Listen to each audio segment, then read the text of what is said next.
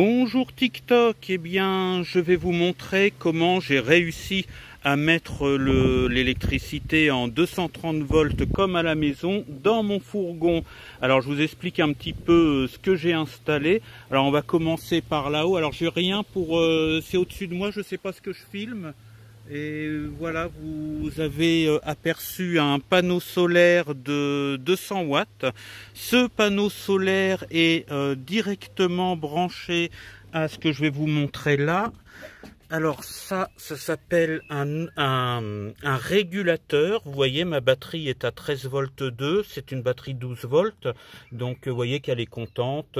Le panneau solaire recharge la batterie et le régulateur sert à ce que le courant soit le mieux possible régulé pour aller dans la batterie. Donc jusque là c'est simple, c'est un MPPT, il paraît que c'est mieux. Solar, voilà, tout ça, il y a tous les renseignements. Vous voyez, la batterie, elle est heureuse, elle kiffe sa vie. Voilà, donc le panneau solaire, comme vous pouvez le voir, est en train de recharger la batterie. Alors la batterie, je vais vous la montrer. J'ai choisi de la mettre, parce que c'est assez gros, elle fait 40 kg. Voilà, elle est sous les sièges passagers du fourgon, qu'il va falloir que je nettoie sérieusement. Excusez-moi de la saleté, mais c'est en travaux. Donc la batterie, voilà, c'est une batterie qu'on appelle décharge lente, parce qu'elle dure beaucoup plus longtemps. C'est une batterie spéciale pour les caravanes, les bateaux, comme vous pouvez le voir. Alors ça coûte assez cher, et encore moi j'ai pris la moins chère, je l'ai payé un peu moins de 300 €. Mais c'est une décharge lente, puisque si on prend une batterie de voiture classique, ça fonctionne. Par contre, ceux qui font des cabanes, des choses comme ça, ils peuvent récupérer une batterie de voiture, mais ça durera pas très longtemps, parce que les batteries de voiture ne sont pas faites pour ça. Elles sont faites pour donner un maximum d'énergie pour démarrer la voiture.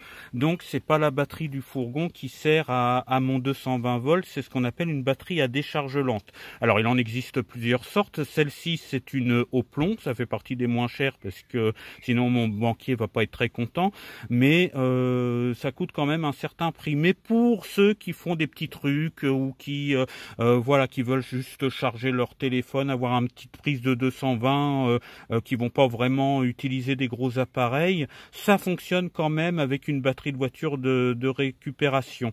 Donc le panneau solaire arrive dans le régulateur que je viens de vous montrer.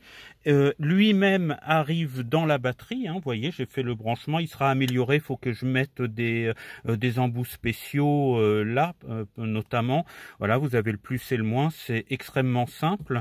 Donc on part du panneau solaire, c'est câblé, le câble je peux pas vous le montrer parce qu'on l'a planqué, voilà, on peut plus le voir, puis je peux plus tout démonter, mais il y a un câble du panneau solaire qui arrive au régulateur que je vous ai montré. Du régulateur, j'ai recablé jusqu'à la batterie, que voilà, et la batterie est branchée sur ce qu'on appelle un onduleur. Alors là, il est planqué là-dessous, mais je vais faire un câblage. Ça, c'est la télécommande de l'onduleur, ils ont mis beaucoup de fils.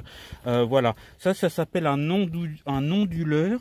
Donc c'est un appareil, celui-là me permet d'avoir 1500 watts, et ça permet de transformer le courant continu, ce qu'on appelle le courant continu de la batterie 12 volts, en ce qu'on appelle courant alternatif 220 volts, ou 230 volts maintenant, c'est le courant qu'on a à la maison. Donc grâce à ce matériel-là, j'ai le 230 volts comme à la maison, et je peux utiliser des appareils jusqu'à 1500 watts. Alors ça serait pas suffisant pour une maison, puisque dans une maison, il y a la machine à laver, le lave-vaisselle, le sèche-linge, le fer à repasser, le sèche-cheveux. Voilà, dans le fourgon, je n'aurai pas tout ça. Je peux faire fonctionner un micro-ondes, je peux faire chauffer, je peux utiliser, mettre des lumières, et mes lumières de toute façon ce sera en USB, ce sera de la LED. Donc j'ai largement de quoi brancher mes appareils comme à la maison, mon ordinateur pour mes montages YouTube. J'aurai pas de télévision, mais éventuellement un écran. Voilà, tout ça, ça fonctionne. Alors pour le chauffage, le frigo aussi, puisque j'ai un frigo qui n'est pas encore installé dans le fourgon. Alors comme je serai aussi parfois dans mon fourgon en hiver, le chauffage c'est un autre système que je vous montre là. C'est ce qu'on appelle un Shinasto. C'est une imitation de chauffage de la marque Webasto qu'on n'a pas encore installé, mais que je vais bientôt installer et puis je vous montrerai ça. C'est un système qui fonctionne tout simplement au diesel avec du gasoil ou du pétrole au choix. Voilà, je remplis ça de pétrole. J'ai une évacuation en dessous, voilà. Il y a un pot d'échappement, je vais pas vous montrer, parce qu'il faut que je fouille, voilà. Par en dessous, il y a une admission d'air frais, c'est-à-dire que je vais récupérer l'air frais par ici. Et là, c'est un système d'échappement. J'ai une petite ligne d'échappement, donc il faudra que je perce dans le sol du fourgon un petit trou pour mettre l'évacuation du gasoil brûlé.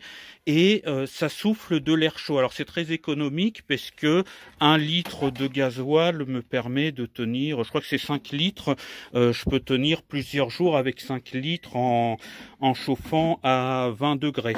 Voilà, ça utilise un petit peu l'électricité pour le régulateur, pour le mettre en route, pour le thermostat, mais c'est pas du chauffage électrique, ce qui me permet à mon installation électrique de suffire quand je suis dans le fourgon.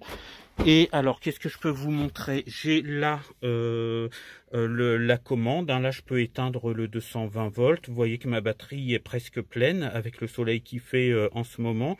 Donc là, c'est la petite télécommande. On a fait des trous là pour là, vous voyez que vous repérez dans le fourgon. C'est un peu sale, hein, excusez-moi, c'est en plein travaux. Mais on a fait des trous pour que la batterie soit aérée, parce qu'il faut que la batterie soit aérée. Et grâce à ce système-là, eh bien, j'ai même des prises USB pour charger le téléphone. J'ai la prise 220, donc j'ai l'électricité comme à la maison. Je vais le rallumer. Voilà pour ceux qui voulaient savoir comment mettre du courant comme à la maison, soit dans un fourgon comme ça, ou un camping-car, ou une cabane, hein, parce que ça peut marcher aussi dans une cabane avec du matériel un peu, voilà, on peut utiliser une batterie de voiture de récup ou n'importe quoi. Donc voilà, c'était pour vous expliquer tout ça. N'oubliez pas de vous abonner et puis je vous dis à bientôt.